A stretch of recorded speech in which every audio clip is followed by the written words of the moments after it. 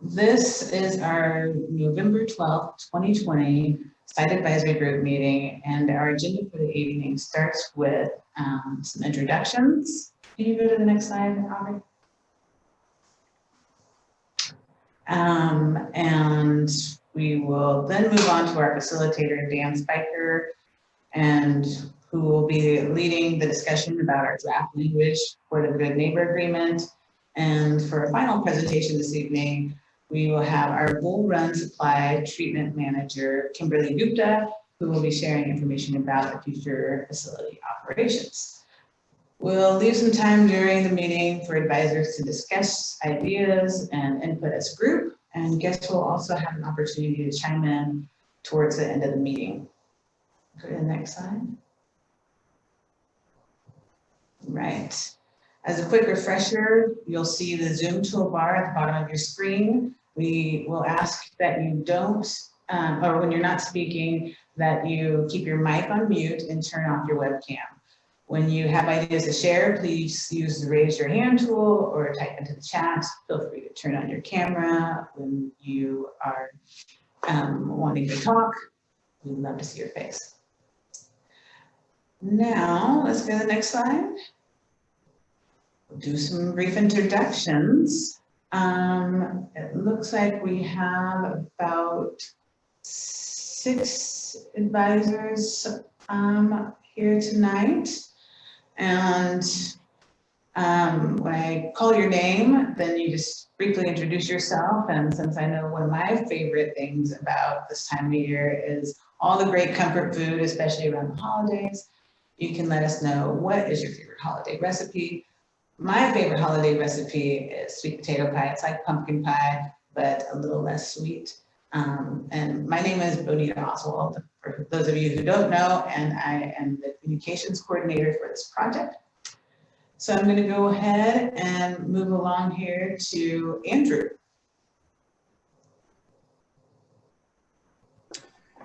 Hi, everybody. Andrew Brown with the East Multnomah Soil and Water Conservation District. I'm going to have to go with pumpkin pie. Nice. Good choice. You might try sweet potato pie if you haven't tried it. It's very good. Next, we have Mike. Hi, Mike here, here on Carpenter Lane. That would be stuffing with lots of sausage in it and tons of gravy. Yes. I've recently learned the difference between stuffing and dressing. Stuffing is inside the bird. You cook it inside the bird. Dressing is outside the bird, for those of you who didn't know. Next, we have Walters. I know you've had trouble using your mic before, so just if you have a, let's see, what's the chat here? Oh, and here they are. Dean and Pat say, here, pumpkin pie with whipped cream, sweet potato pie would work best too. All right, good.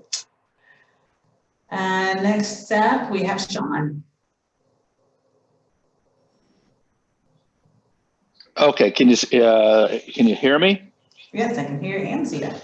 Okay, I'm actually in Arizona. I've been here for about 3 weeks, and it's been in the mid-90s, and I hear it snowing back home. So a little bit of a change when I'm going home. I would have to say my favorite would be a good stuffing that's crusty on the edge. It's been in the bird for a while, and it's just a good stuffing. Yeah. All right. That's my favorite. 2 for stuffing, 3 for pie. All right, let's see where this is going. Let's see, who else do we have? We have Pat Fiedler. I think I'm going to have to agree with Mike. I really love the dressing, so. All right, good choice. And I think that's all that we have for our advisors. We do have a few guests. We have a Brian, a Lori, and a Dan. Pat Meyer. Yeah, Pat Meyer there. Oh, sorry, Pat Meyer. Yes, there's so many Pats. I always forget. Okay, Pat Meyer. Hi. Yeah, Pat Meyer here, Carpenter Lane. I happen to love sweet potato just about anything. So I would do the sweet potato pie, yes, for sure. But I also have a newfound love of Brussels sprouts with broccoli or with bacon. Bacon, yes. Yeah. Yeah. You have to go with the bacon, and the Brussels sprouts have to really be cooked right. I mean, it's like you can't cook them too long, but yeah, I'm a big fan of Brussels sprouts myself, especially with bacon. All right, so let me turn this over to our speakers or staff here. So I'll start with Dan. Introduce yourself. Sure. Again, Dan Spiker, one of the consultants, work for Jacobs Consulting Firm. I help out with just this kind of communication, interaction, engagement. Many of you saw me at the very beginning of the process when we were able to be together live. I grew up in Hershey, Pennsylvania. I think I might have mentioned that at our last call. And so one of my favorite things is those slightly peanut butter cookies that you press your thumb into and then bake it with a Hershey Kiss right in the middle. Very good. I like those too. Michelle. Hi, I'm Michelle Cheek with the Portland Water Bureau, and I'm the Deputy Program Director. My favorite holiday dish or recipe is probably a toss-up between dressing, but cornbread dressing because I'm from the South, and sweet potato casserole, but with no marshmallows on top. That's like unacceptable. Yeah. I have to know, does your dressing have corn in it? No, just cornbread. Got it. Sounds delicious. All right, Kim. Yeah, I'm Kimberly Gupta. I'm the Bull Run Supply and Treatment Manager for the Water Bureau. Sorry, now I'm fixated on all this holiday food. So my absolute favorite ever since I was little was pumpkin pie. But my family doesn't like it. So I'll say the toss up. My mom's from Ireland, so we always make a shepherd's pie too, because she's not a huge turkey fan. So I guess it's both of those for me. Good. And I see Carol has joined us. Carol, we are just introducing ourselves and talking about our favorite holiday recipe. What is yours?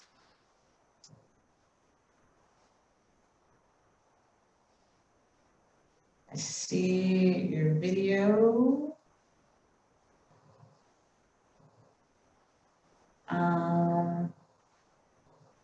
But it doesn't look like you have your audio on. So if you want to type in the chat, you can do that. But maybe we'll just move on to Dave. He's saving you for last because he's up next on the list of speakers to talk about our project updates. Before you get to the project updates, though, let us know who you are and what your favorite holiday recipe is. You first have to be off from you. Usual, although my team's becoming pretty good lip readers, I'm told, so, so often. But I think this is the first time you've ever done that in this meeting. Is that the first time? That surprises me. Yeah. But I'm David Peters, the Program Director for Portland Water Bureau, and glad to be back with you this month. Apologize for missing last month, but had some family activities and made 2 trips across the country and back. So put a lot of miles in between the last time I saw you. But thinking about all this food, I don't know if I can choose. My wife's favorite holiday to cook is Thanksgiving, and she just does an awesome meal. From the turkey to the stuffing to the pumpkin pies, it all works together for me. So I don't know if I can pick just one, but I'll pick Thanksgiving. That's my favorite holiday. All right, well, we'll turn it over to you and the other speakers. You can turn off your camera while he's doing his presentation. Okay. Well, while I've been away, the team's been working hard to doing a lot of writing, creating documents, documenting the work that we've done in the past year, with yourselves, with our internal groups, and with our pilot study. And so we're starting to see the fruition of some of those documents. I think last month we talked a bit about releasing the final project definition report, and that's available on our website. Now we're getting ready to submit the pilot study report to the Oregon Health Authority, and we hope to do that next week. And that would be the culmination of the information that the Oregon Health Authority needs to meet our first compliance milestone with our compliance agreement with them. And so that's the culmination of the work that we did with our pilot plant up at our Headworks facility over the course of the past year. And then we're also just finishing up with our negotiations with the EPA for our WIFIA loan. And so the goal there is to close on that loan here at the end of the month. And that's going to provide us some low-cost long-term financing for these treatment facilities, and will be a much be a significant savings on future rates by going this route and receiving this loan. So we're pretty excited about that. Next slide. I mentioned the project definition report. The addition to that report was the piece on the pipelines.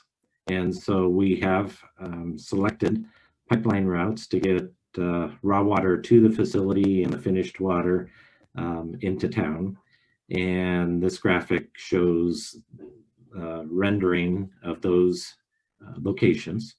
And what we found going through this is that it looked like it was going to be best to maximize properties and easements that we already own, and where possible, have the pipelines in existing right-of-ways, and right-of-ways that were large enough to be able to construct these facilities. And so that's the culmination of this. There is a lot of analysis that went into this evaluation, all of which is summarized in that project definition report that's available. As we're releasing this and talking about this more, I know Benita and her team have been reaching out to property owners to talk about how that impacts individuals' properties, where we have easements and where we don't. And we are just in the process of working to hire a consulting firm to do the design for these pipelines. So while we know quite a bit of information, there is still a lot more to do in the design of these pipelines in terms of the sizing and the lengths and the exact locations and easements and right-of-ways. And so that designer, we intend on taking that contract to council here in December. And Ken, you've met Ken Ackerman, who's our lead for the pipelines. He wasn't able to join us tonight, but he will be here in January, and we'll be planning on spending some time talking about these pipeline alignments in a little more detail than what I'm here tonight. So we'll create some time to spend some more time talking about. And I think that's my update. Yeah. Right, and we will turn that over to Dan Spiker. He is the community organization facilitator for our group, and as you mentioned, from Jacobs, and who's going to walk us through the draft language of the Good Neighbor Plan and go over the feedback that we've received so far. Right. Thanks, Bonita. So just as a little bit of a reminder, we introduced this topic of Good Neighbor Agreement, of course, almost a year ago now, but just the last time we met, we really gave it a little bit more definition around what that particular document really is. And it's designed, of course, to be a written document that is part of the commitment that the Portland Water Bureau makes to you collectively, the Stakeholder Advisory Group, relative to all 4 of these topic areas that are shown on the screen. Design, so that information that's put in this document will be used by the designers to ensure the facility is well adapted to the location as a reflection of what your needs are. Construction, so not just the design itself, but actually followed through by the contractor or contractors that will be actually performing the work. Ongoing operations, which of course you're going to hear a lot more from Kim about tonight. And then finally, communications throughout, not just through the course of design and construction, but beyond. So those 4 topics in particular are to be covered with this Good Neighbor Agreement documentation. We've talked about this first few items on the left-hand side bulletin list: communications, architecture, lighting, sound, landscape, and stormwater. Kim's going to talk about operations, and of course, when the appropriate timing fits with the constructor on board and it makes sense to bring that topic up as part of this engagement with this team, we'll talk about construction, and particular safety around those particular items. The other interests that we know of course, are the pipelines itself and associated traffic and access, not just with the facility during construction, but beyond, and of course, just overall safety and security. So as a reminder, we have draft language for the first 1, 2, 3, 4, 5, 6 items on the left. That's part of our introduction of last time. And that's the material that we put out in a survey to get some reaction from this team upon. And we're going to go through those results as part of this conversation, clarify a few things, maybe get some additional color commentary from this stakeholder advisory group on a few items, then also talk about the steps that we're going to put in place to bring the next iteration of documentation to you to get some impressions. Just as shown here on the calendar, we haven't mentioned it, but of course we're going to be taking a break during the month of December, and we'll be reintroducing and coming back together in the month of January. So in January, we'll talk about in particular facility and site design. And then of course in the February, construction. And then with subsequent times, not yet determined the exact day yet, but in March, April, and May, with the intention being that the Good Neighbor Agreement will be finalized by that time frame in the May month of next calendar year. So that's the course of events and topic areas to be discussed over the course of the next, about 6 months of time together. Next slide, please. Okay, so what we thought we would do is just remind ourselves of the language that was part of those 6 items.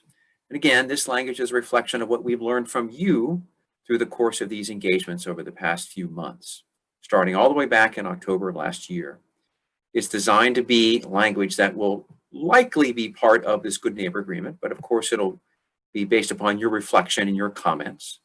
So getting the survey results, we understood, next slide please, that of those that responded, you can see at the very top there, 6 people answered the survey relative to this particular topic area, architectural design.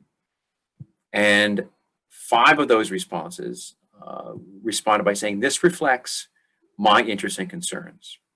But of course, it's not just about the majority here, it's about what everybody's thoughts and feelings are. So one response was, I'd like to see something changed and or added, and please explain. So the language to the right in italics is remove the cell tower and visitor center aspects. So the suggestion, Aubrey, if you go back to the previous slide for a minute, the suggestion was to remove that particular language associated with and or the potential of that cell tower language. We have not actually changed this language yet in these documents. So you're still seeing the language on this page here that was part of the survey. But the intention is, of course, to listen and learn, reflect back what we're hearing from the survey, and ensure how we can move forward with improvements to that language in this documentation. Another reason why we thought that we should not, getting good clarification, not the language itself, but remove the items, okay? Thank you for that clarification, Pat. That was in the chat. We, in not only this particular topic, but in the subsequent ones we're going to talk about, we thought about maybe changing the language and bringing it to you tonight, but we thought that actually might do you a disservice because we don't have the benefit yet of really engaging the design team as part of this. And we want to do that. So part of our process over the coming weeks and months is to work with the design team to reflect upon your comments and then specifically bring back language that would reflect your particular thoughts and concerns. Next slide again, please, Aubrey. So again, for clarity, Pat is indicating it's not about the language that's in the document itself of the previous slide. It's about removing that cell tower and visitor center aspects from the design overall. All right, so we got that. That's a point that we need to think about as a team. Next slide, please, Aubrey. Lighting design. Another important component, an item that's been talked about. It's important to think about lighting, especially in this very unique and dark environment in which this facility is going into. So exterior lighting, the timing of that lighting, even the lumens that might be distributed by a certain distance and so on and so forth. That is a very strong element that needs to be considered as part of this Good Neighbor Agreement. So the reactions, next slide, please, Aubrey. Again, same thing, 6 reactions. 5, this reflects my interests and concerns overarchingly. 1 point, this language is ambiguous and has no clearly defined levels of brightness.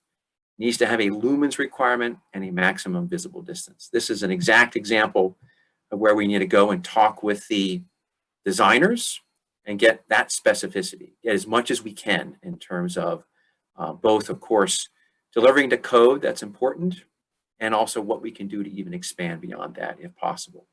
So that is an element that we need to get some more specific architectural and design detail and expertise to help us get to that more clarity of what do we really mean by lighting, and if possible, get to the lumens requirement if we can.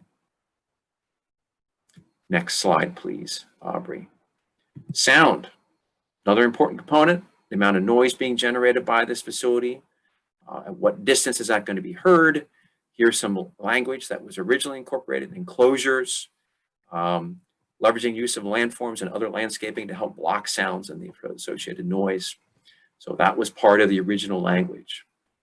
Next slide is showing the reaction. Again, 6 reactions. 5 said, this reflects generally my interests and concerns. 1 was declare maximum sound levels and at what distance. Again, the same thing we need to think about with the designers, architects, and other designers. What can we place in terms of language within the Good Neighbor Agreement context that will get as specific as possible? What specifically is code, and what can we do maybe even beyond that to help to maximize the reduction in noise as part of this particular delivery? So another good item that we need to spend some more energy on. Next slide, please, Aubrey. Landscape, of course, very tightly associated with lighting and noise, but certainly a separate item. Designing landscape with buffers for not only habitat, but also to reduce the noise and site distance elements, break that site distance. Using native forests and other plant understory, and in particular, reducing the risk of fire and associated with that particular facility. Next slide, we see some reactions to that. 5 reacted to this question.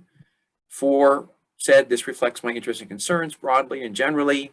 1 comment, leverage best practices, is a little vague in terms of its language.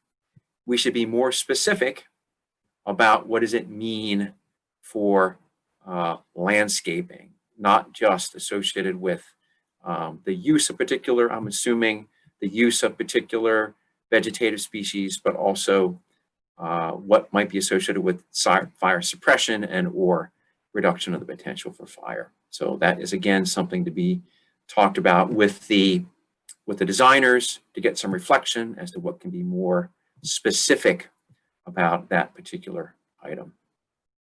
Okay. Next slide, please. Aubrey. Stormwater. Again, these things are a little connected, but working with the site neighbors to develop a better understanding of the current stormwater conditions and what water leaves the site, and using collection basins or ponds in order to manage runoff during possibly large events, creating ways for stormwater to evaporate or infiltrate on site, using possibly swales and other management techniques. Reactions to this language was 5 responded by saying, this reflects my general interests and concerns. Some additional reactions thought was, I need more explanation. Can you provide more clarification? How does the stormwater affect Johnson Creek? Again, we're gonna have to talk to our hydrogeologists and others who are part of this, get some more clarity on that, and see what we can do to not only inform the current conditions that might then help us further refine and or improve the language associated with the previous material on that previous slide. So very good comment. The last topic area is communications. This is about providing appropriate connection with you and others, if appropriate, in-person or virtual information updates, dedicating communication lead throughout the life of the project, and maintaining up-to-date information on a project website and any other vehicles or means, not just through design, but into construction and certainly operations and beyond. Next slide is a series of reactions. This is the one that got the most reaction to improvement. Some did say that reflects my interests and concerns, but the majority of the reactions were like to see some improvements or changes. So because of that particular emphasis, we thought we'd spend more time on this item and get to a little more specificity as to what we mean by some improvements. So the next slide does list this set of improvements, and let's talk about each one of those. Some we might want to ask for a little bit more clarity on today and of course beyond. We are assuming the dedication to communications throughout the life of the project includes even after completion. Yes, and that would be language that we can likely add for clarity in the documentation itself. Quarterly seems too long a time frame. The addition of a 6-month notification prior to road traffic disruption due to pipeline construction, scheduling a pipeline construction with awareness of local business needs directly along construction pathways. A good item to certainly add to the process of engaging with Ken, the project manager for the pipeline design and ultimately construction. So a good comment that we can add to not only this component, but certainly carry over to that other engagement. Prior visitations and communications with both businesses and neighbors who may be directly impacted. Yes, certainly the intention, clarity needs to be put into place, of course, as to what that might mean, how frequent, how far in advance. Public Portland outreach for any changes to plans or budget. There is an assumption there that that's about not just, of course, the stakeholder advisory group here, but the broader public of Portland, recognizing that if there is a change in plans and or the budget, that is something that needs to be communicated to the broader public. And finally, provide more information is good, but will our comments actually affect any changes to the project? That is the entire hope, of course, that we and desire that we will move forward with the application of these, not only in the written document, but following through with it incorporated into design and construction and operations for the life of the project through to Kimberly and her operations of the facility. So that is definitely the intent. So I wanted to pause there for a minute. We wanted to reflect back to what we heard you say and write in your surveys. Is there anything in particular you'd like to clarify or reiterate from these items, in particular about communication? And either in the chat, and if you'd like to speak, put your name in and we'll call on you.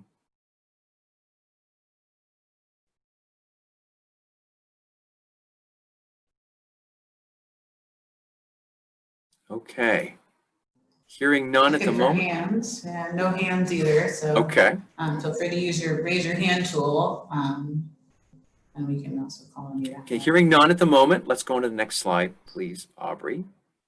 And close this off, we can always talk about it a little bit more. We have a few more minutes, certainly, before Kim leaps into her conversation about operations.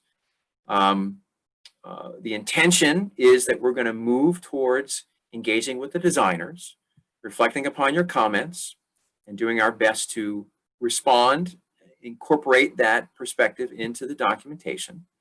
We will bring that information back to you, certainly as part of our cadence of engagement over the coming months, starting in January.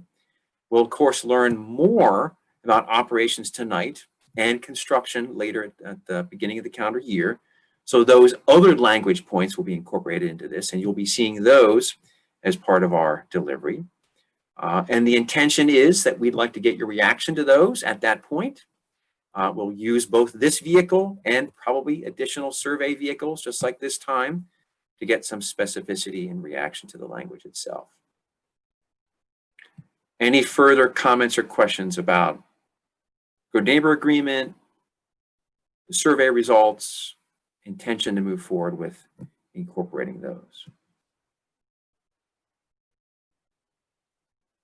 Okay.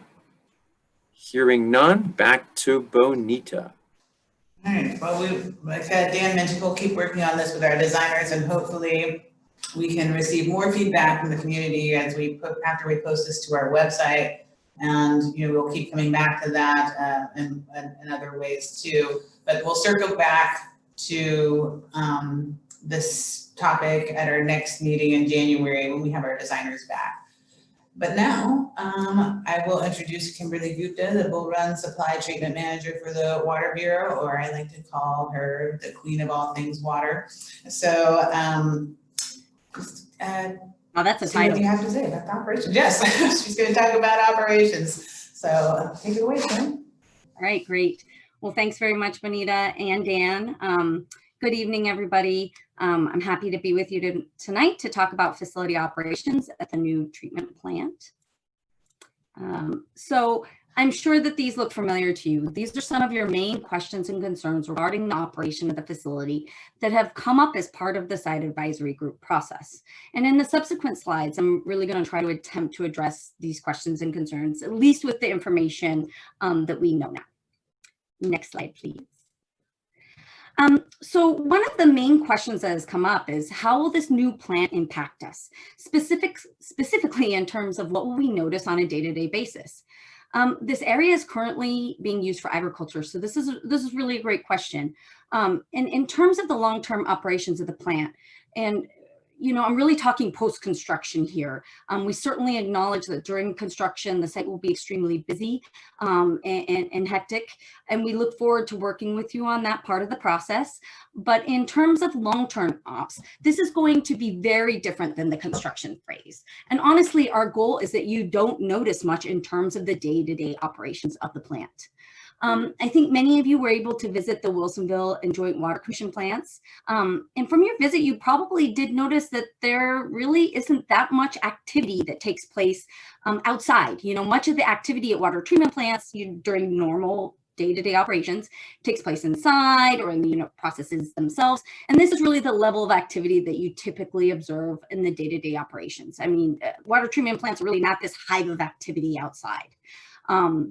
And certainly we'll strive to operate the treatment plant with a high level of sensitivity to you, our neighbors, but we are also factoring in your concerns into the design process. As you know, that's why you're here.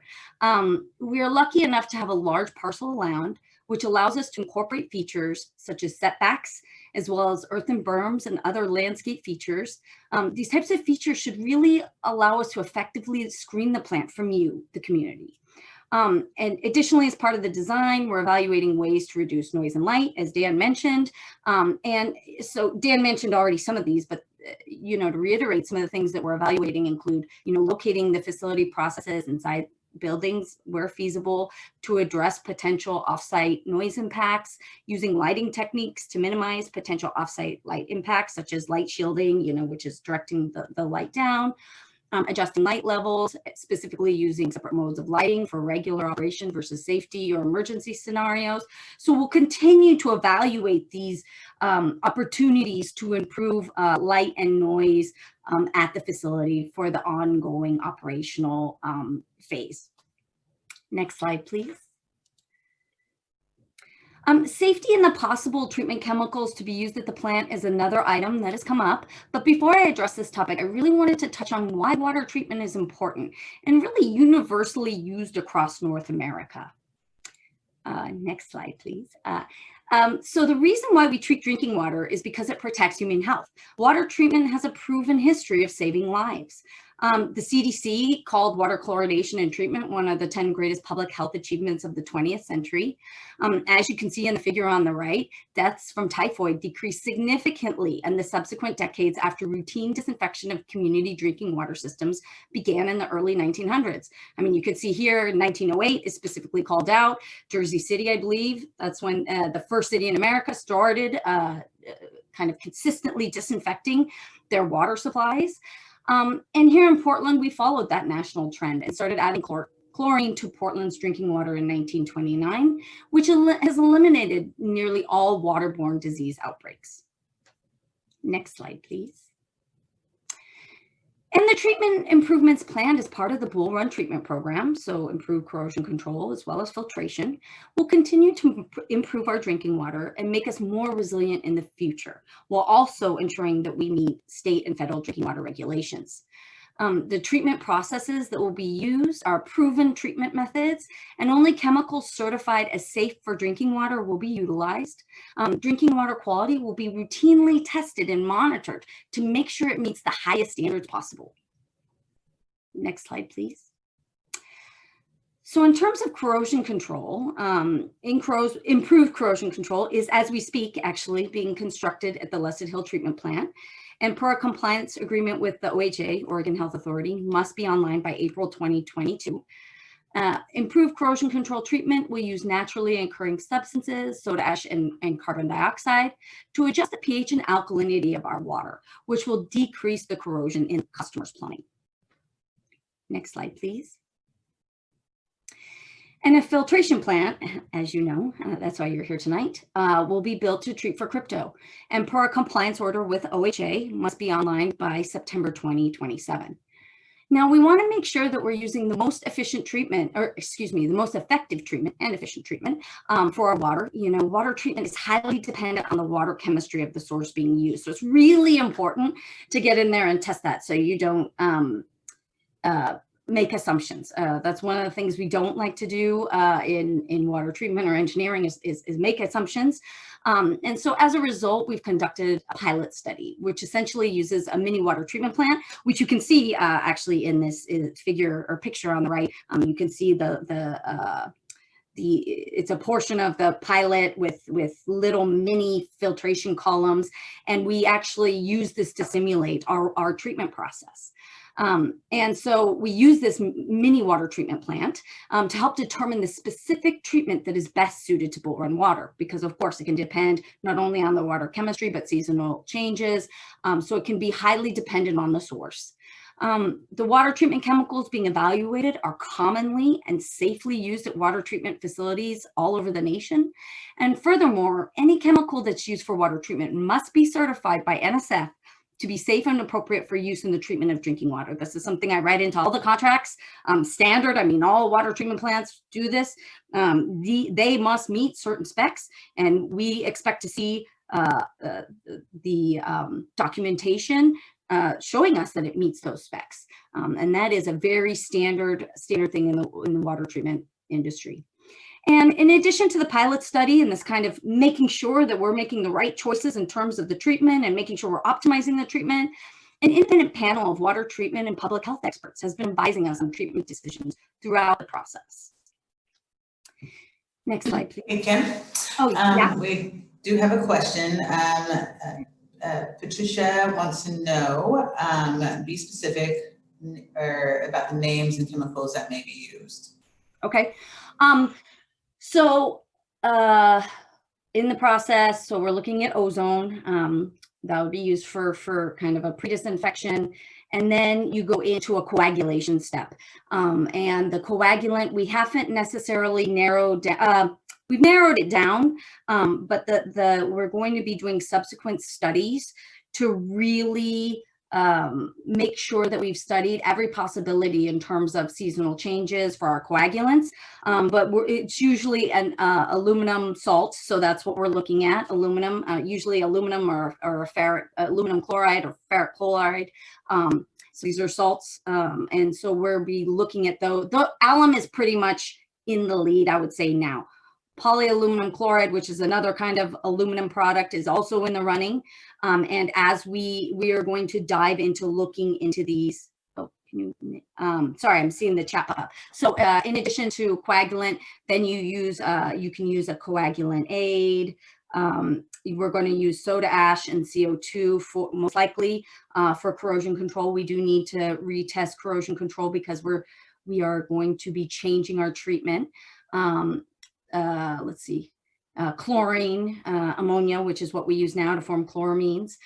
So yeah, so there will be a coagulant, usually a coagulant aid or a filtrate. They're usually very similar types of kind of these long chained compounds that allow your filtering just to be improved or your coagulation to be improved. So we haven't got the exact names of the chemicals yet, because now that we've kind of figured out, all right, these are the type of this is the type of media that we're going to use in the filters. This is how quickly we're going to run the water through the filters. Looking at, does ozonation help with your treatment, and some of these other items that we were really needing to narrow down for the designers so that they could start their process. Now we can really hone into those and really optimize our treatment. So alum certainly, again, as I mentioned, is a leading contender for our coagulant, and certainly we can share with you more as we finalize those compounds down the road. And sodium hydroxide, which I'll talk about a little bit later, that's for chlorine, ammonium sulfate or ammonium chloride for ammonia. And hopefully I answered your question there. In terms of the independent panel of what I thought I saw a chat question. Yes, can you please name the independent experts advising PWB? Absolutely. So it's a broad panel. So one of the folks on there is Sam Najam. He's a water treatment engineer expert in Southern California. He's also a professor at, I don't want to misspeak now, I want to say USC, but it could be UCLA. Mark LeChevalier, who worked at American Water, actually ran American Water, which is, for those of you that might not know, it's a very big water utility that runs hundreds of plants all throughout the country. So very kind of well-known, both of those folks very well-known in the water treatment field. Sam tends to be on the treatment chemistry side. Mark, microbial, he's a microbiologist, so he's a microbial expert. Let's see, we also had, I feel like I blank when people ask me specific questions, sorry. Evan Neminsky, she is a regulator with like 30 years. She's a regulator in Utah, 30 years of drinking water treatment expertise, very well respected, kind of brings that regulatory mindset, not just from kind of Oregon's regulations, but just from a very active regulatory environment, but also nationally. We also had Chris McMean, who was the water treatment manager at Tacoma when they built that plant, and Carrie Duncan, who is the water treatment manager at Lake Oswego. So we wanted to get those folks because they represent a little bit more on the operational side of things. You know, you don't want to make mistakes maybe that other folks have already thought of. Elaine Baribeau was initially on our panel as well, and she has decades of experience, both being a regulator and also in consulting. And hopefully I didn't miss anybody, but Dave or Bonita, you guys can chime in if I did. But basically a very, very well-respected group of folks that are kind of have worked all around the country and can provide a broad level of expertise and experience to the project. All right. So in addition to providing excellent crypto removal, filtration really provides a myriad of additional benefits. These include reducing disinfection byproducts, which are regulated. Filtration removes natural organic matter, and these are the precursors to disinfection byproducts. So by removing the precursors, this natural stuff that's in the water, you reduce the disinfection byproducts, so that's a great benefit of filtration. Filtration also allows us to treat high turbidity water. So this could be high turbidity water caused by fires, landslides, storms. So just an additional ability to treat water, very turbid water, which we never have had that ability to do in the past. And filtration is really one of the only technologies that allows you to do that. Filtration also addresses algae concerns, in terms of standard algae. So I like to think of kind of standard algae, the ones that, can clog up your, and people talk about in terms of filter cloggers, or can clog up your refrigerator filters. And some algae can cause taste and odor issues, and also actually DBPs. These are kind of the standard algae we think about, and filters can certainly take those out. But there are other types of algae, cyanobacteria specifically, that can produce cyanotoxins, which, as you all know, cyanotoxins have been in the news. They're toxic, as their name implies, at certain levels. And ozone, which is planned for this plant, is really the best available technology to deal with cyanotoxins. Filtration also keeps sediment from getting into the distribution system. This is not just an aesthetic issue. Sediment can harbor microbes, deplete chlorine residual in the distribution system, etc. In our current system, basically whatever comes in is going to settle out somewhere in the pipes. And, we have a very robust flushing program, and you can really see just how much sediment loading we have as a result of being an unfiltered system. So really, filtration will allow decreased loading of sediment, because you're taking it out, and ultimately having better water quality entering the distribution system. And filtration really provides additional tools in the toolbox. I always like to think of water treatment as a toolbox, or water quality in general as a toolbox. And filtration really gives you additional tools to be able to address future regulations and emerging contaminants.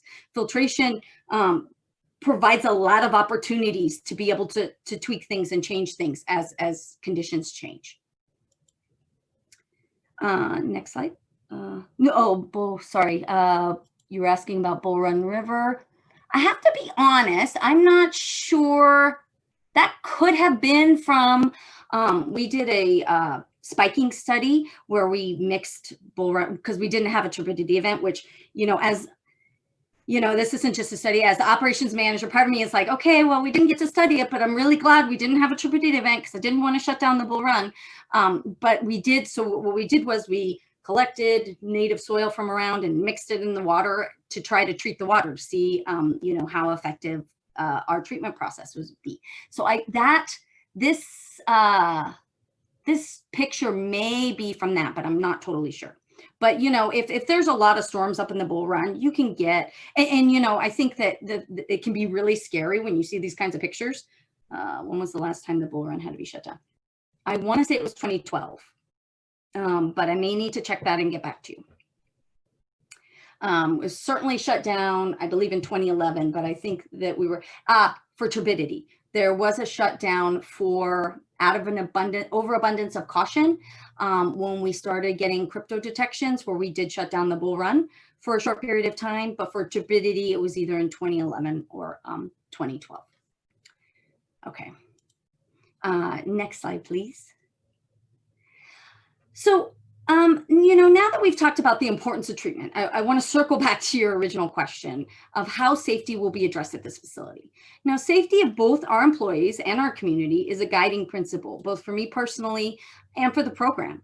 Prioritizing improving safety is a major priority of this design, with the goal, ultimate goal, right, is to eliminate or engineer out all the hazards we can. One example of this is that in this facility, we decided to use liquid hypochlorite instead of chlorine gas. Chlorine gas is what we use up at the Headworks facility right now. This significantly reduces the consequences of an accidental chemical release, however unlikely, but it definitely reduces the consequences. The potential low no matter what, but the consequences are something that we wanted to lower in our new facility. But you know, even if you try to eliminate or engineer out all the hazards, issues can occur. And this is why we designed with what I like to call the boots and suspenders approach to safety. This means considering additional proactive strategies in line with best practices in safety planning. This includes providing containment areas around storage tanks and double wall piping systems, which would isolate any chemical spills, warning systems such as chemical detectors and pressure sensors to be installed to alert operators to abnormal conditions.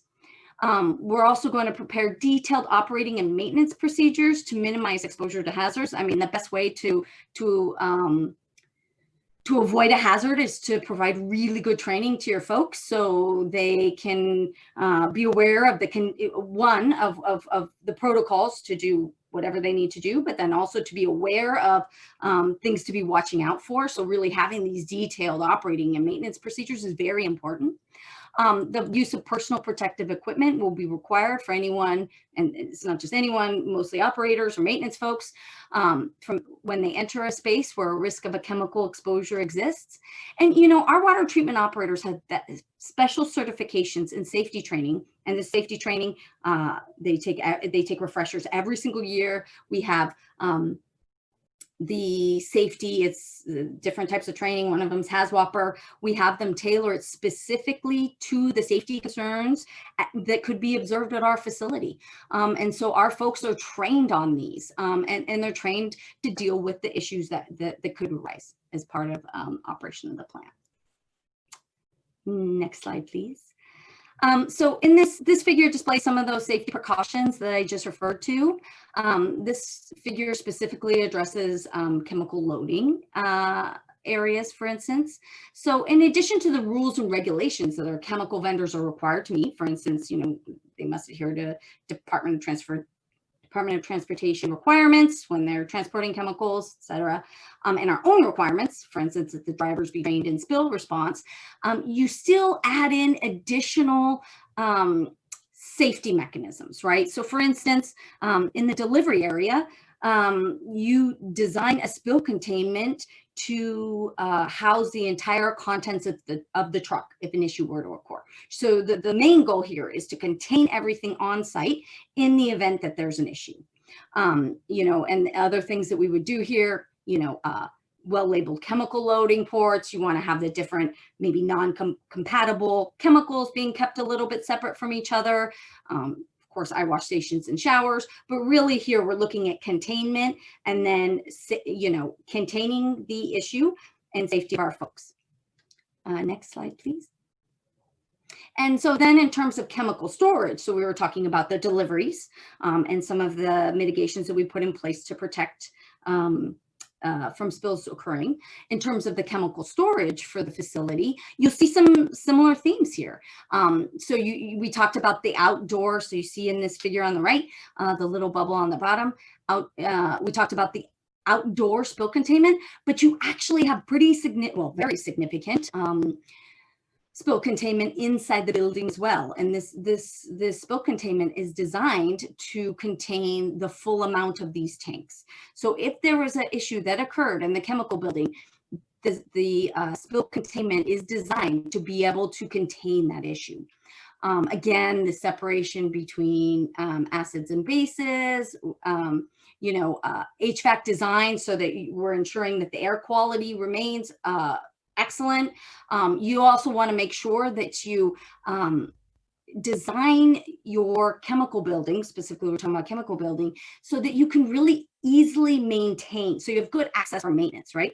A well-maintained plant, the likelihood for an issue goes way down. So really thinking about not just, okay, well, what can we design in to make the plant really safe today, but how do we make this plant safe into the future as well? Next slide, please. So the goal is to engineer out all the hazards we can, and also incorporate best management strategies for safety planning. However, emergencies outside of our control could and do happen. And these are things like earthquakes, fires. I mean, it was only a few months ago when we were all, you know, dealing with the fires down south, and it's kind of, it was kind of surprising, at least for me. You know, usually we don't see those kind of, you know, those are kind of situations you see in other places. And so it was pretty shocking to have to deal with some of those issues this far north. So emergencies do happen.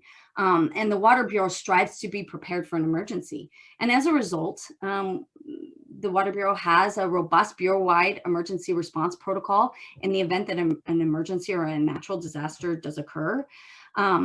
You know, it's the ICS structure, the incident command structure. This is the standard structure under the National Incident Management System that allows for a comprehensive national approach to incident management and really the ability to work across jurisdictions seamlessly in the event of an emergency. So you want to be trained in these things. You don't want to have the emergency happen and have to kind of learn all this new lingo and protocols. So we train in that. And we have regular training exercises. So coordination of the response activities is efficient. So we're not learning it when something happens. I mean, hopefully nothing ever happens. But really you want to put yourself into a position by training and thinking about these things, as you want to think about, okay, you know, certain things are going to happen in an emergency. So you really try to think through those. Okay, how would we handle this? How are we going to do this? Because no matter what, there are going to be things that come up that we haven't thought about. So really trying to put ourselves in a position where we're better equipped to deal with the unknowns that come up is very important to us. So we making infrastructure improvements to speed recovery after an earthquake, and certainly also incorporating seismic considerations into the design of this facility. You know, coordination, and this is really ongoing. This isn't just going to start with the filtration facility, but this coordination with local first responders during design to confirm emergency access and protocols. We coordinate with our emergency responders, our first responders, Gresham Fire, if there was a hazardous issue, materials issue, you know, Sandy Fire, Portland Fire. We coordinate with these folks routinely so they know what's at our facility, what our expectations are, how they get there, you know, what chemicals are there. So these are conversations that won't just be starting as part of the filtration facility. They're conversations that have been ongoing, because we certainly want to, the processes we have now, we want to make sure that they're as safe as they can be. And this will just be this continuation of these conversations. And then we'll be developing a facility-specific risk management and emergency action plan.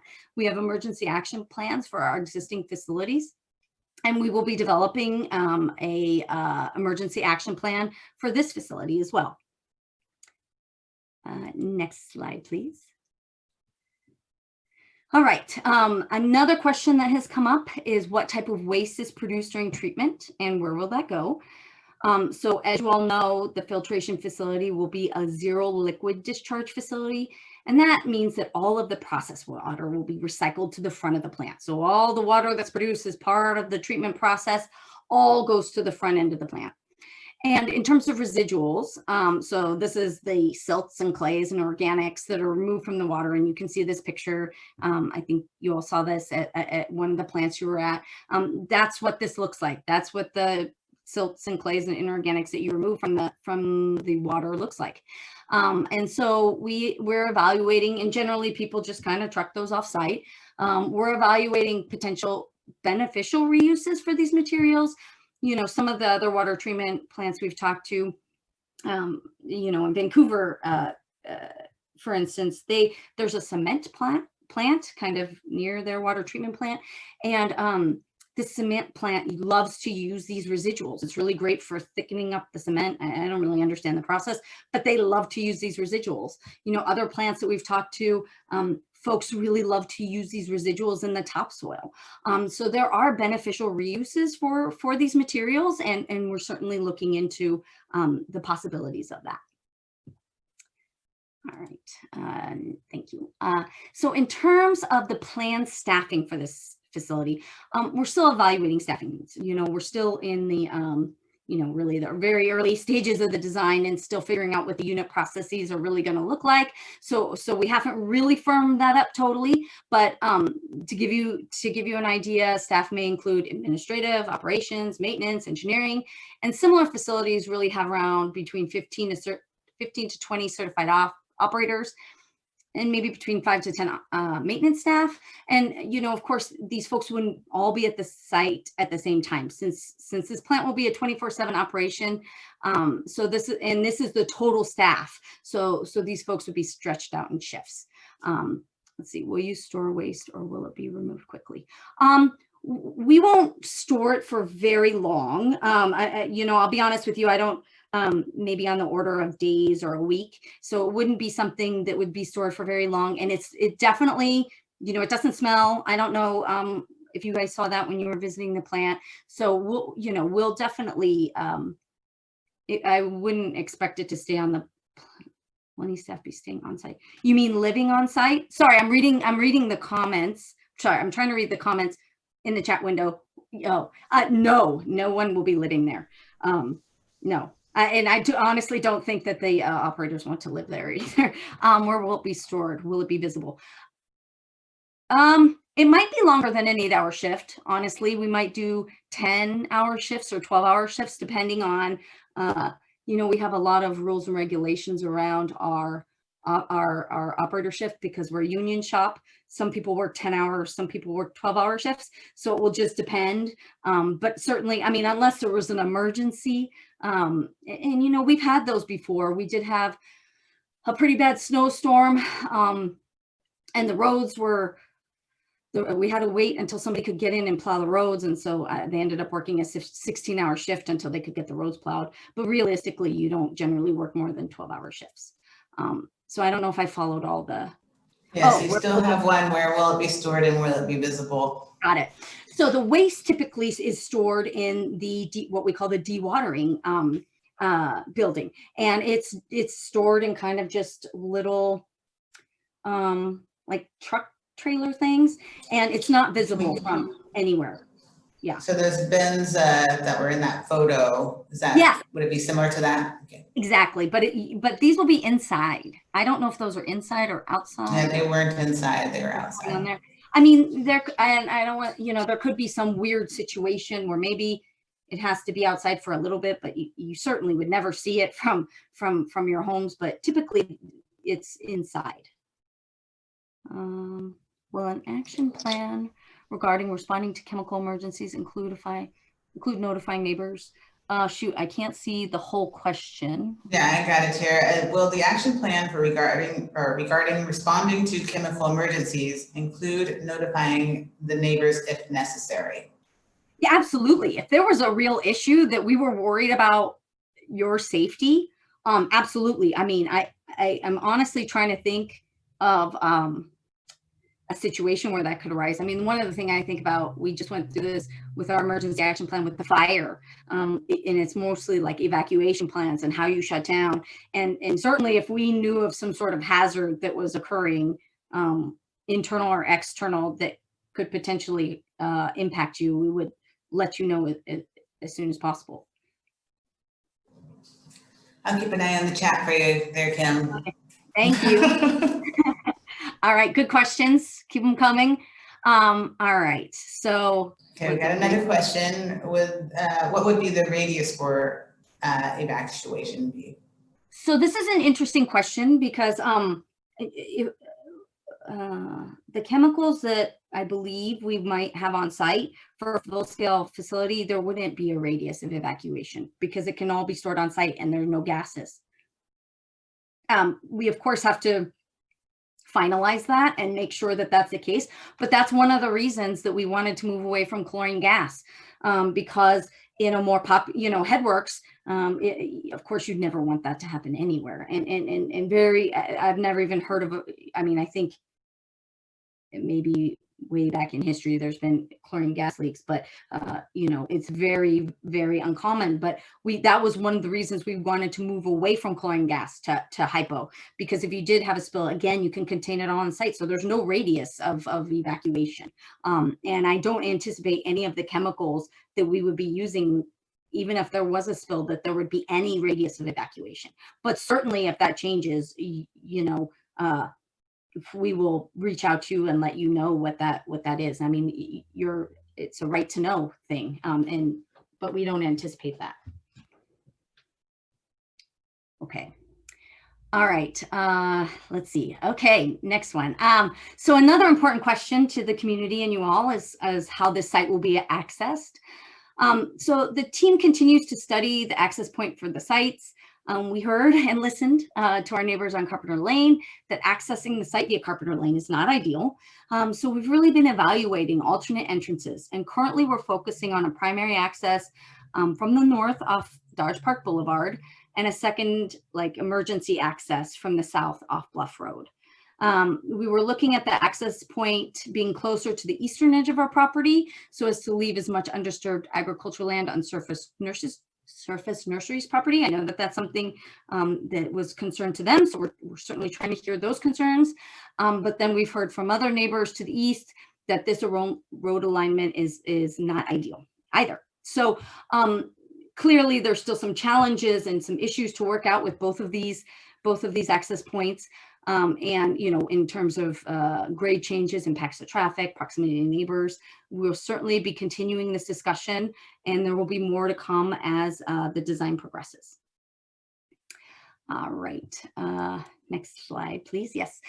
So in terms of site security, a water filtration facility is considered critical infrastructure, and it is required to be secure. I mean, we're treating drinking water for almost 1 million Oregonians. This is a facility that needs to be secure. So the facility area, and you can see here in this figure on the right, the facility area is it in red here, and you can see kind of this dashed red line, which would indicate a security fence. And this facility area is really kind of when I think about the heart of the plant. You know, these are all the unit processes, the things where we're treating the drinking water. So this is really kind of the main treatment section of the plant. So this area will be fenced and include electronic security to control access and essential facilities and operations. Can't just have folks just wandering in there. That could be quite problematic. And then there will be a secondary buffer area. And again, in this figure on the right, you can see that that's kind of in this dashed blue line. And this buffer area at the site edges will include more kind of landforms and vegetation, more for this kind of physical visual screening. So really to kind of hide us from you. All right, next slide. All right, deliveries. I know deliveries have been a topic of concern. So weekday deliveries are standard practice now, and we can certainly continue. We will certainly continue that in the future. Current, you know, the way I write the contracts right now, and I can continue to do that in the future, is that we restrict allowable delivery times and days to weekdays and kind of what business hours. But I will say that occasionally evening or weekend deliveries may be needed if weather or other events prevent a regularly scheduled delivery. I know, you know, there's been a few times since that I can think of in recent years where that's happened. The fires was one. And also, well, actually, not just this most recent fire, but the Eagle Creek fire. And then also the eclipse, oddly enough, caused so much traffic that the chemical vendors couldn't actually get their deliveries through. So there might be times where deliveries have to get made on the weekends, but this is an anomaly and usually a very, very unique situation. So, all right, so now on to our last question, which was in regards to public tours. The reason why I'm smiling is you might be surprised, but you and I are going to be probably more aligned on this topic than you would imagine. Because as the operations manager, you know, the mission of this plant is to produce drinking water, you know, for almost 1 million people. And that is the overall mission of this plant. And to do that, it needs to be a safe and secured facility. But you know, people are going to want to come see the plant, and we expect guided education tours. You know, it's not going to be a tourist attraction. Certainly, people can't just show up to the plant. I mean, I wouldn't allow that. We have to have a controlled environment. People can't just be strolling in. That is not the environment that is conducive to water treatment. Nor is it a secure manner that we would want to be having folks come to visit us. But we imagine school kids and community members will want to come. So there will be tours for those folks. I mean, I know that we have our Bull Run tours now. And, you know, I expect those to continue. I think probably a lot of the Bull Run tours, I mean, they don't go to Headworks or Lusset Hill now.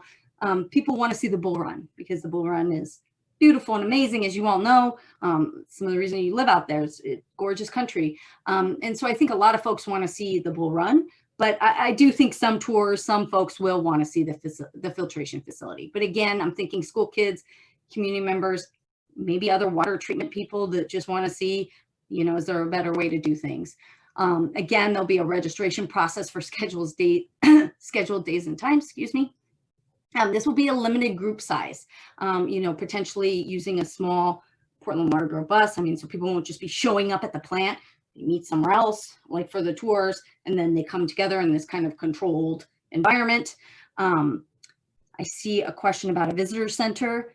As far as I know, there's not a visitor center. I mean, we'll have a lobby in the building because we'll take deliveries. But as far as I know, certainly somebody can stop me if I'm incorrect, that we're not planning a visitor center.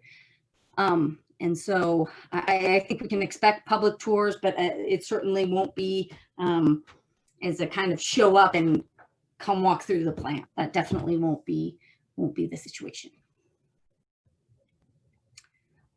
Specific area outside for tour stock. I don't know. I don't think so. I honestly don't know that we've gotten that far in the process. I might have to punt that to Dave because there's certainly not one planned right now. That's how I can answer that one. Yeah, in regards to the treatment plant, no, there won't be tours that are allowed to just walk around the treatment plant. I think Kim showed a slide that showed a security fence, kind of a secure perimeter around those treatment facilities. What we haven't done is really talked about how to use the land in all the other areas yet. And those are our future conversations that we intend to have with you. And probably comes up in some of our conversations when we bring the architects back after the first of the year, you know, in terms of whether there's walking paths or things like that through some of these other areas. Really depends on the use. If we, this alternative use area, if we continue to use that as agriculture, it's probably not going to be safe to have tourists or walking paths going through there. That's what we know right now. There's going to be more conversation to be had on that subject. And Dave, while we have you on the line, what about the visitor center? Did you have any comments about that?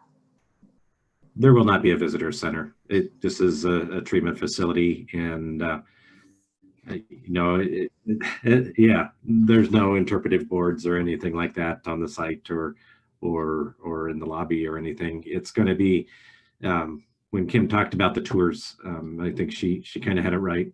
A lot of the tours our education group does would be school children that are up there to do learn water chemistry and things, and other facilities that do those types of things, they'd have them go into the lab and run some lab tests with the waters and things like that. So it's not going to be a visitor center where people can just come up and learn about water treatment or anything. All right, thanks. Back to you, Kim. Oh, all right. Well, the next slide, please, is I'm all finished. Anything else? Oh, you're all finished. Okay. All right, then I guess this is my slide. Thank you, Kim. That was very eye-opening. I know I've heard this presentation a couple of times, and there's always something new. So thank you for enlightening us with that. I see there is another question on here. Minimizing lead to the extent feasible per EPA wasn't mentioned. Why filtration? So why isn't PWB minimizing lead right now? Is lead control necessarily dependent on filtration? Okay, I can go ahead and try to tackle that.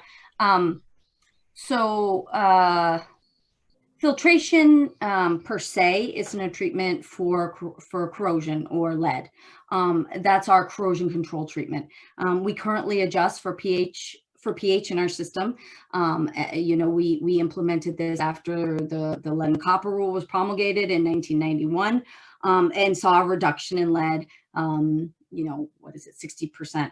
However, we know that we can do more, and that's why we're building the improved corrosion control treatment project. We're required to by pro OHA by April 2022, and this will allow us to increase. So the problem is we can increase pH, but we also need to increase alkalinity, because alkalinity provides buffering capacity. And sorry if you're like, ugh, we don't care about all this chemistry stuff, but alkalinity provides buffering capacity so that that pH stays in that range that it really needs to.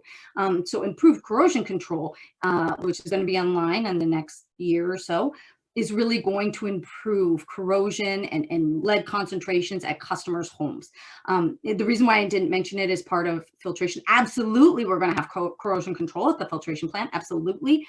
We want to re-look at this again, because whenever you change your treatment, you're supposed to revisit your corrosion control to make sure nothing has changed. Like, there's all these different competing water chemistry things that can happen, chlorine to sulfate mass ratios, just different mechanisms that we really learned a lot more about in the last 5 years. And so anytime you change your treatment, you really need to go back and double check these things to make sure you're just not assuming that, oh yeah, this corrosion control worked the best before our treatment plant went into, before our filtration plant. So we're going to go back, and we're actually looking at this right now, and making sure that, you know, our corrosion control that we're going to install at the new plant is going to do just as good, if not better, than the improved corrosion control project that we're building at Lusted right now. Hopefully that answered your question. Oh, all right. Well, I'm looking to see if we have any other questions. One of the things I really appreciate about working at the Water Bureau is that I know, as you can see with Kim, they're very passionate about the work that they do. And they don't take these sort of things very lightly, and our water quality is important to them. Let's see here. Mike, you have a question. Yeah, it's not a question. I sent in a water sample to the Bureau for lead testing, and my reading was 0.099 that I got back, just to let you know. And the EPA standard is 15.0. That's parts per billion.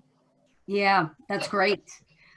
You know, the thing is that, then that's good. You know, people should check that, because it's really your customers' premise plumbing that are leading to elevated lead levels. So that's great that, you know, that's a service that we provide where you can send us in a sample, we'll analyze it and tell you what your numbers are. So that's great. I'm happy to hear that you were able to utilize it and that your numbers were low. That's great. Encourage everybody to do that. It's a pretty simple process to do. Patricia Fiedler. Yeah. Right. Can you hear me? Yes, we can hear you. All right. Well, I have a question. I recently read an article in the Gresham Outlook, and the Gresham City Council voted to make a partnership with Rockwood, and I understand that they were asked in this article, I'm going to just look at this quick, on October 16th, it said that they were going to, in other words, sever ties with the Bull Run Water. And I was interested because I know that you are borrowing $554 million from the EPA. So I have a question regarding that. I know that you're getting a low interest rate. What is it and how long is the term? But the other thing that interested me in the article was that they said that you were asking $100 million from Gresham for capital funds to complete the project. Now that you won't be receiving that $100 million from the city of Gresham, how are you going to come up with that other $500 million to build this plant? David, do you want to take that one?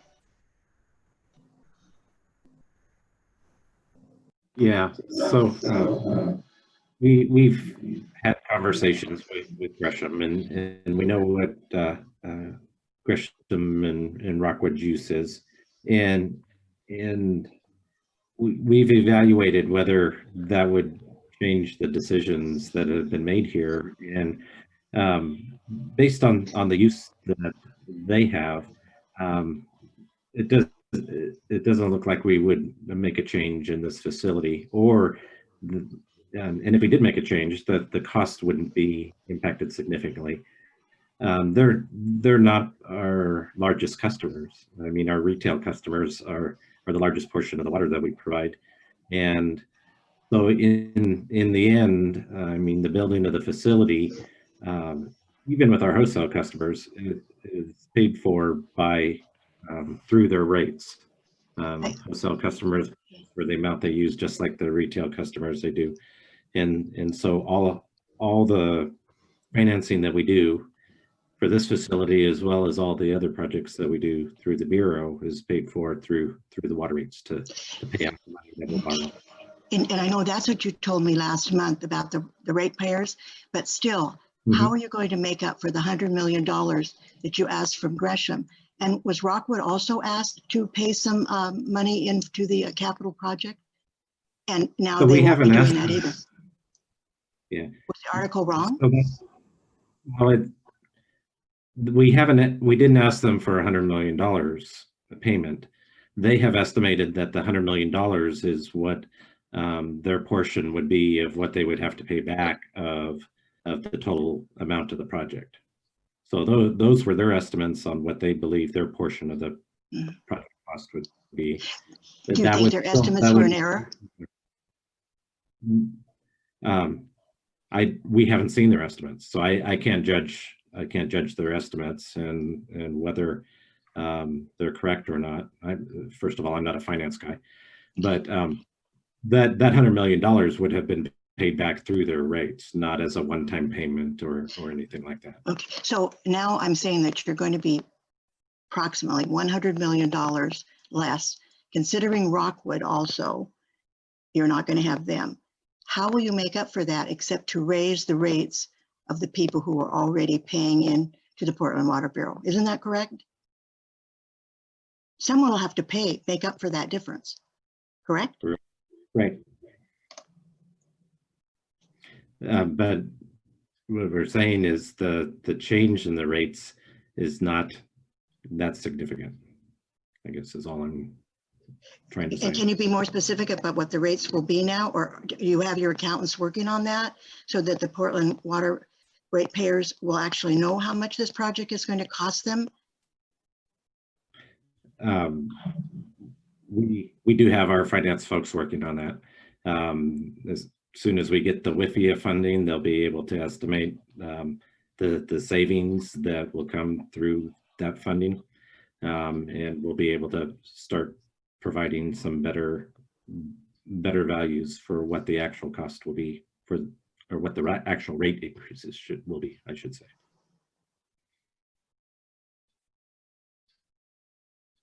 We have another question here. 100 million, not significant. Will bonds be issued?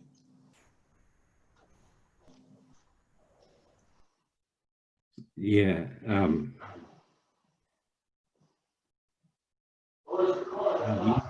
So yes, bonds will be. We're getting a loan from the EPA, which will cover up to 49% of the project cost. We will be issuing bonds to pay for the other half, 51% of that project. I didn't say the $100 million was insignificant. I was suggesting the annual increase, because they're not in our system, is it's not a huge impact in increases in other bills. I'm not saying that very well. It'd be best. I should probably stop here because I'm not a finance guy, and I should get our finance folks to come in and chat with you about how that works. Dave, this is Mike Coast. Okay, that's Mike Coast. Yeah. When will you issue on paper where you're going with this, the WICIA and the rates, and if the possibility, if we don't have Gresham and Rockwood, can we see that on a piece of paper? So Benita, we had shared in the past what the rate increases were without with you, right? Correct. We do have that on our fact sheet. I can put that in the chat. I don't know if I can share my screen or not, but let me put that, grab that for the chat, and you can bring that up. I think it's time to see these numbers, you know, on a piece of paper. They might not be right, but let's get a realistic look at the cost of this, because I've heard other people wanting to pull out. And it is going to affect it. We went from 160 million gallons of water down to 140 million. I mean, is it even coming down more than that? We should see it on paper. Yeah. But we have the rate impacts have been shared with council, and those are on paper, and that's what Benita will find and make available here. And that was before WIFIA. We'll be able to update those now that we, as soon as we get the WIFIA funding. I know you keep asking what the rate will be. WIFIA tells us we won't know until the day of closing what the rate will be. What we do know, and I think Michelle shared this last month, was TDWD just refinanced their loan in August, I think it was, and got a rate of like 1.2 or 1.3%. And so we anticipate the rate that we would get would be under 2. But we won't know that for sure until the day of closing. And as soon as we get that will be made available. And at that point, we can reevaluate what those proposed rate increases would be with that information known. Is there anything else to share there? Yes, I had Aubrey bring up our page with the fact sheet for the project, and down at the bottom here, we have our rates prior to the WIPIA. And again, we don't have WIPIA, but we have applied for WIPIA, and we're hoping that we can find out about that soon. But these are the rates that we have here, and as you can see, it's a gradual increase. So for the typical customer, last year, this is just for the Bull Run treatment project. So this is for the filtration project and for the improved corrosion control project. Last year, the cost of the project that went up was 86 cents for the average customer per month. So that will increase to $1.43 in 2021.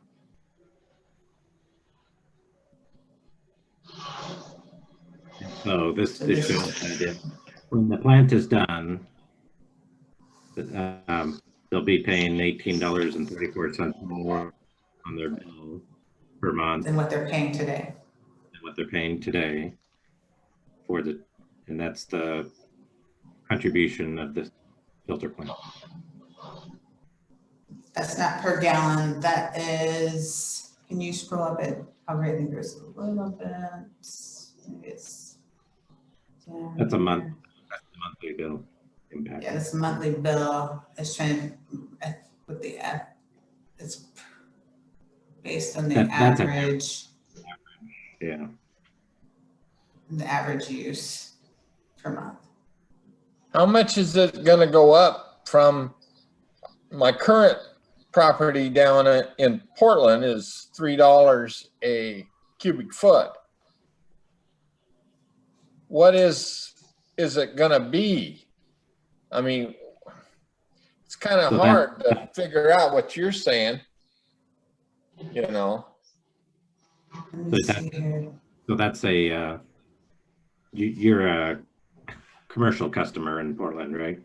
Yes, You- but it's just a single bathroom.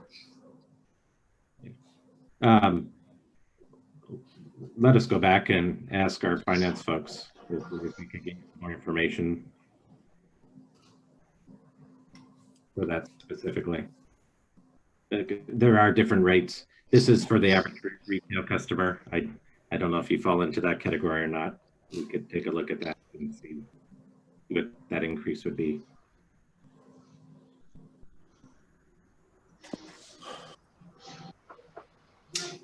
See, 7.4% compounded. I would like to know the increase for business. Okay, we can get that information. We'll talk with our finance people about that. Yeah. See if they can provide us with that information.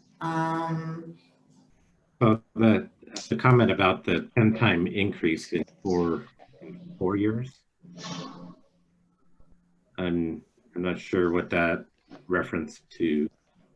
So the $18 a month would be on top of a monthly bill today, which is probably, I think the average bills are running like $36. So it's a 50% increase at the end of the project, roughly.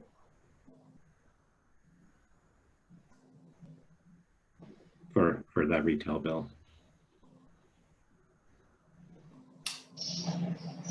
Let's see if there's any other hands. Patricia Beaver, you still have your hand raised. Did you have another question?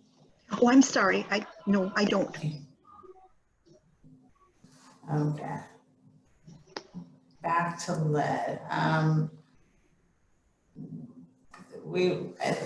think we're out of time. I don't want to take this longer about lead. Our project is about filtration, or this meeting's about filtration, and I do want to honor the time of the people that have been putting their energy into these meetings over the last year or so.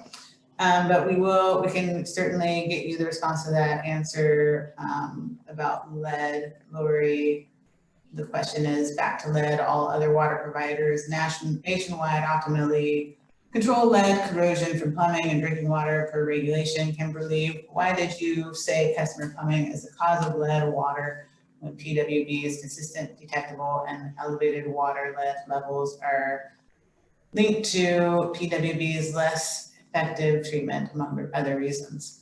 So we will let Kim get back to you on that, Lori. And unfortunately, PWB won't answer this question when I ask. But we are out of time.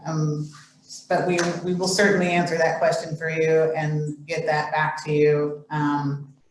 There's a lot of lead information on our website that I think probably address that particular question. But in the future, we'll be skipping our December meeting, and hopefully you will have some time to relax and enjoy the holidays. And then we will be back in January for a pipeline facility and site design update. And then back in February, we will be talking about facility construction with our construction manager on board. So if any, David, I'll give you the final word.